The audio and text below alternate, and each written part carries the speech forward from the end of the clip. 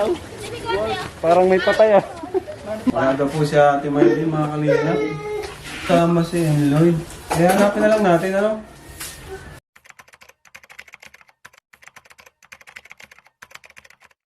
초콜릿은 달콤해 달콤해 달콤해 오렌지는 상큼해 상큼해 상큼해.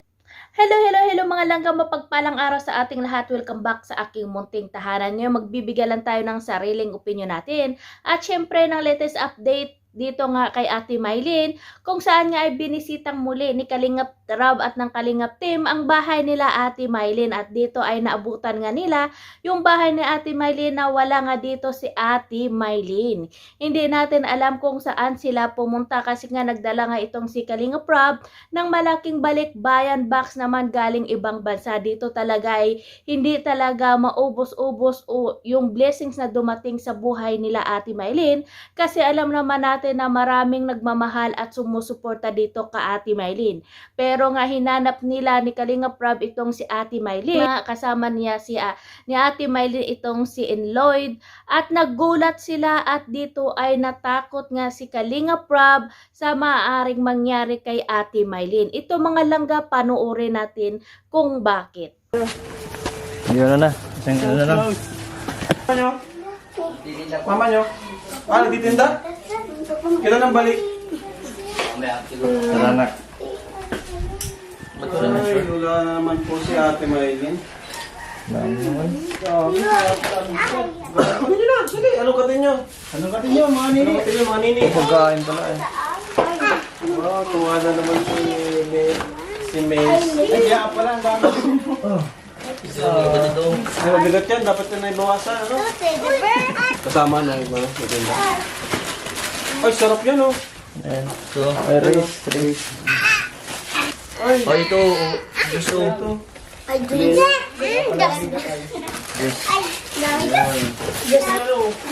Kinakagat mo. Ibig sabihin, ano yan? Yung dekorente? Oo, ano. Matindi dekorente yan. Pero okay man lang din pala, ano, may stockan kahit mag-brown out, 2 container naman eh. Ay, mga kalinga po. Ayos ano. Ang galing. Maganda. Ano yan? Saan galing ang tubig yan? Libre yan? Oo. Libre ang tubig nila? Di ba yung hukay dito? Oo. Kurente lang yan. Kurente lang babayaran. Eh, di libre ang tubig nila? Kurente ang babayaran na lang. Mako-convert sa Ba't dun sa diet yan ginagawa? Pwede rin yan. Sa bahay bagabats ganyan. Ah, video mo na? Ay, si Ate Maylin.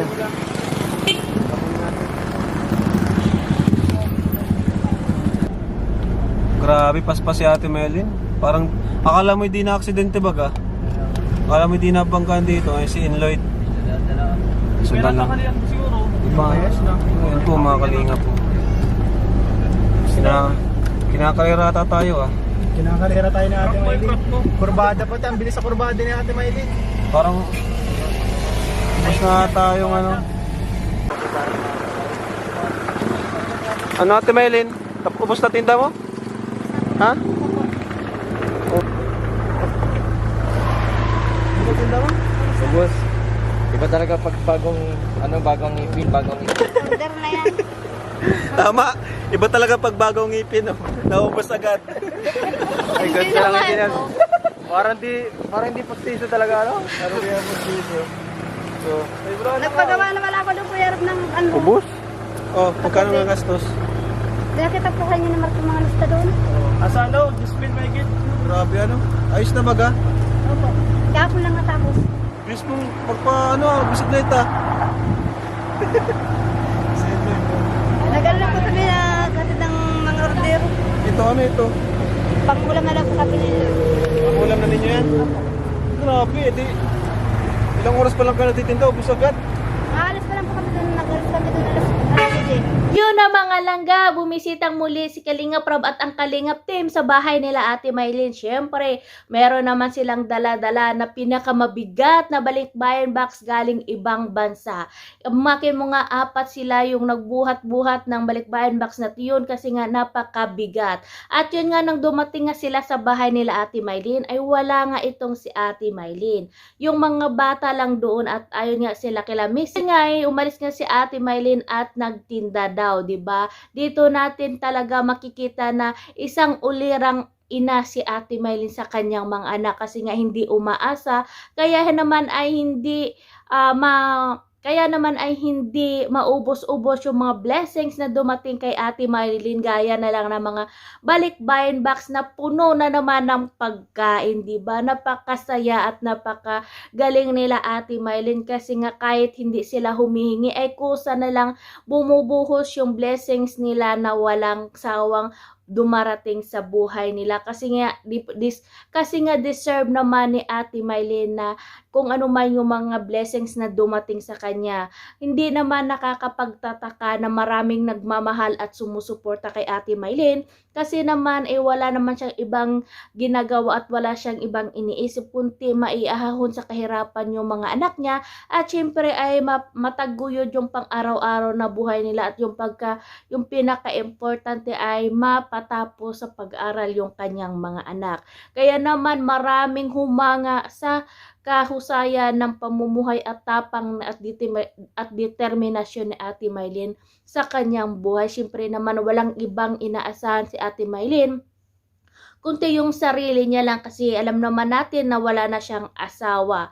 At kahit na meron nga nagpapadala kay Ate Mylene ng financial ay hindi siya umaasa doon kasi gaya ng sabi ni Ate Mylene lagi na kailangan niya magdubling kayod kasi nga nag-aaral na yung mga anak niya at syempre yung mga nagbibigay sa kanya ay hindi panghabang buhay yung pagbibigay sa kanya at maganda talaga na galing sa pinaghirapan mo yung pera na iipunin mo at ipapakain sa iyong mga anak. At dito nga ay binuksan nga nila yung balikbayan box na yun at nagulat sila kaya pala napakabigat kasi napakaraming pagkain, mga pang mayaman pa na pagkain. Meron dito mga chief ahoy o mga mga gatas, meron pa silang tang at kung ano-ano pang mga grocery, mga Lucky Me, noodles nga, shampoo at ano-ano pa yung mga laman noon at saka mga candy. Dito na sobrang tuwa nga ng mga bata ni Ate Mylene na sila Macy, si May at si Joker nga, diba? Dito natin talaga makita na maganda na yung pangangatawan ng mga bata, ibang-iba na nga at dito nga ay napahanga si Kalingap Rab at ang Kalingap team kasi nga nagawa na nga yung pump ng tubigan nila Ate Mylene. Kahit na hindi sinabi ni Ate Mylene kila Kalingap Rab ay ginawa niya na talaga kasi nga ayon dito kay Ate Mylene, yung pera na ibinigay sa kanya yun sa sobra doon sa pinagbili ng TV ay 12,000 pesos yun na binigay ni Kalingap Rab ay hindi napunta sa wala, bagkus ay pinagawa niya doon ng tangke nila at yung gripo ng bahay nila. Dito nakakahanga talaga yung ginawa ni Ate Mylene. Ay dapat tularan si Ate Mylene kasi nga hindi na siya umaasa, hindi niya na sinabi o hinintay pa si Kalingap Rab na si Kalingap Rab yung magpagawa ng tangke nila o yung tubig nila o yung gripo nila sa bahay nila. Bagkus nagkusang loob naman si Ate Mylene kasi nga may pera na siya at syempre kahit naubos yung pera na yun napunta naman sa maganda at makita talaga kung saan napunta yung pera. At dito ay nakita nga ni Kalingap Brother Jose yung resibo sa pagpapagawa ng kanilang tubigan at yung tangke nila na mahigit 10,000 pesos. Dito talaga ay nakakahanga, sobrang napahanga itong si Kalingap Rab at ang mga Kalingap team sa ginawa ni Ate Mylene. At dito nga ay naglako nga si Ate Mylene sa ng kanilang paninda kaya wala sila doon ni Lloyd sa bahay nila. Kaya ang ginawa nila Kalingap Rab ay binantayan o hinanap nila si Ate Mylene dito. Nagulat sila at natakot si Kalingap Rab sa nakita nila kay Ate Mylene kasi nga nagdadrive o siya yung nagmamaniho ng padyak nila at kasama dito si Lloyd na napakabilis ng pagpadyak ni Ate Mylene at napakadelikado talaga gaya nga ng sabi ni at dito ay nasabi nga ni Kalingap Rab na parang hindi galing sa disgrasya itong si Ate Mylene at syempre kasi nga mag 1 o'clock na ng tanghali kaya gutom na nga itong sila Ate Mylene at dito ngay makikita din natin na nung huminto nga itong si Ate Mylene parang pagod na at gutom na nga itong si Lloyd kasi nga alauna na ng hapon ay hindi pa nakapagtanghalian sila at sabi nga ni Ate Mylene ay doon na lang sila sa bahay nila nga mananghali. At ubos na yung mga paninda nila ay napakalayo pala ng binabiyahe nila Ate Mylene para lang mag-deliver ng kanilang paninda. Hindi biro yung pagtitinda ni Ate Mylene, ulan at init yung kalaban niya. Pero kung ganun pa man ay hindi tumitigil o hindi nagrereklamo si Ate Mylene kasi nga para sa kanyang pamilya ay gagawin niya. At dito nga ay meron na ngang gulay nga itong si Ate Mylene na lulutuin niya pa pagdating sa bahay nila, diba? Napakasikpag at mabait ni Ate Mylene talaga. Hindi talaga siya na umaasa sa bigay at dito ay binigyan din siya ni Kalinga Prab ng konting tulong din pang allowance nila. At ito ay sinabi niya rin nga yung nangyari doon o pinagawa niya sa tangke nila at siya sa tubig nila. Napakagaling ni Ate Mylene, napakatalino. Yung lahat ng mga binibigay o tulong na binibigay ka Ate Mylene ay hindi napupunta sa wala. Hindi katulad ng iba na pag binibigyan sila ng mga blessings o tulong parang winawaldas lang nila, wala silang pakialam. Ito si Ate Mylene palagi niya sinasabi na kunti man yan o malaki ay pinapahalagahan niya, lalong-lalo na yung mga gamit at syempre yung pera na yun kasi syempre naman ay yung mga pera na at kasi naman yung tulong nga ibinibigay ay dugo at pawis din yung puhungan na ng mga tao na yun, lalong-lalo na mga OFW para rin makatulong kaysa mga taong nangangailangan kagaya nila Ate Mylene. Kaya kailangan din nila na ingatan, pahalagan kung anumang tulong na ibinigay, maliit man yan o malaki. Kaya dito marami talagang humahanga dito kay Ate Mylene at marami ding sumusuporta at nagmamahal sa kanya kasi nga hindi lang siya mapait at hindi lang siya mapagmahal na ina kundi napakasipag at talino na tao. Wala siyang ibang iniisip talaga kundi yung kapakanan ng kanyang mga anak. At dito ay makikita din natin na yung mga anak ni Ate Mylene pagdating ng mga ni Kalinga Prab at ng Kalinga team palaging nagbe-bless. Pinalaki niya ng mga galang at mabait yung mga bata.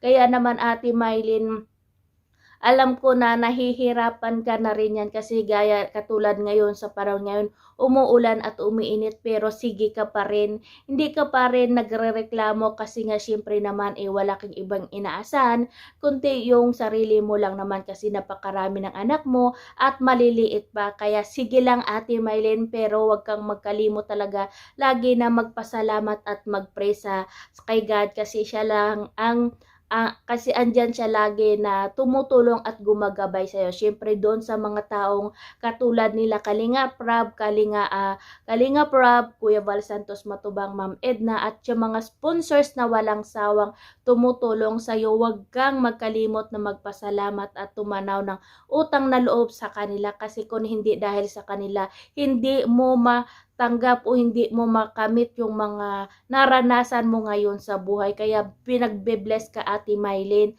kasi nga deserve mo naman kasi wala, napakabait mong tao. Isa kang model sa mga nanay dyan na mga single mom na mag-isa nilang tinataguyod yung mga anak nila, hindi sumusuko kundi lumalaban sa laban, basta magtiwala lang at yung importante ay wala tayong inaapakan na tao. Go lang ng go Ate, alang araw ay makakaahon ka rin sa kahirapan.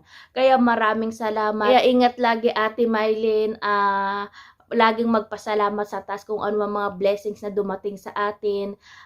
Dahan-dahan lang, ingat ka lagi, huwag yung magbilis-bilis yung pagpadyak mo ng bike mo kasi nga mas maganda na yung nag-iingat tayo, 'di ba Ate Mylene? Kaya God bless Ate Mylene at doon sa mga at doon sa mga sponsors na walang sawang tumutulong at nagmamahal kay Ate Mylene, kila Kalinga Prab, Ate Edna, Kuya Val Santos Matubang, Kalinga Prab at iba pang mga sponsors at mga charity vloggers na walang sawang tumutulong sa mga taong nangangailangan.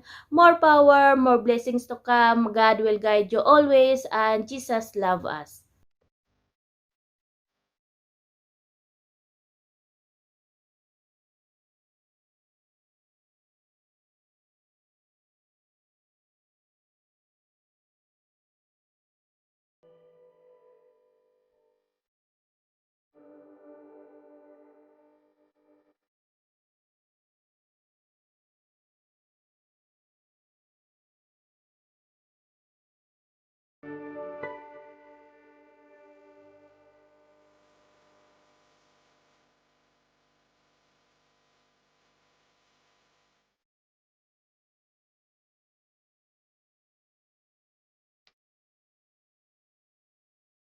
Bye.